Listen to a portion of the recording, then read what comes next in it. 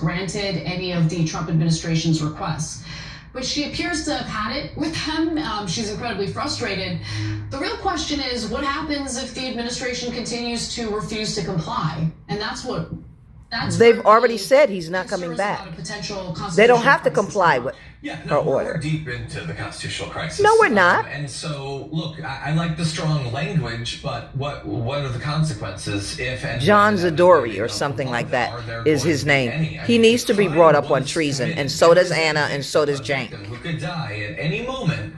They directly contradicted, as Tom Homan pointed out, Garcia had due process. Yes, he did. 6 years ago. Exactly, yeah. He did then. You guys broke the law in violating that. A crime was committed. Someone needs to suffer the consequences for that. Listen to him. And I don't know exactly who that is. This is treason. The three people most in charge of this area of Trump policy, which is Stephen Miller, as like his head of the mass deportation, Tom Homan, his border czar, and Pam Bondi, the head of the DOJ. Yep.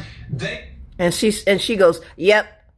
Completely agreeing that our United States citizens working in the Trump administration should go to prison. That is treason for enforcing the United States Constitution over a man that they just admitted had due process, then appealed, lost the appeal to stay in this country. What grounds is he in the country on? What grounds? Because he decided, I lost my appeal, I lost my asylum, I lost everything, I'm staying. Because he could have left himself. He was supposed to leave himself. He was not supposed to be picked up by immigration or ICE. He wasn't. They are refusing to comply with this. They are saying we are going to violate the law again, so threaten to throw them in jail. They've already violated the law. What? They're saying they're going to do it again. Either you have authority as a judge or you don't.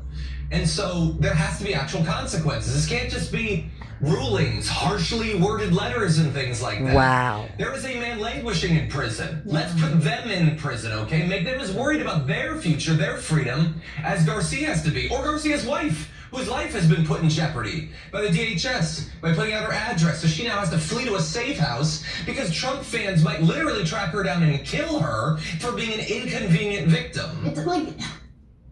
Okay, this has gone so far. These people are here. She's Armenian. I don't know what John is. Shank is Turk. This is why we don't want people like this in the country. And for those of you who don't like Trump, the enemy of my enemy is my friend.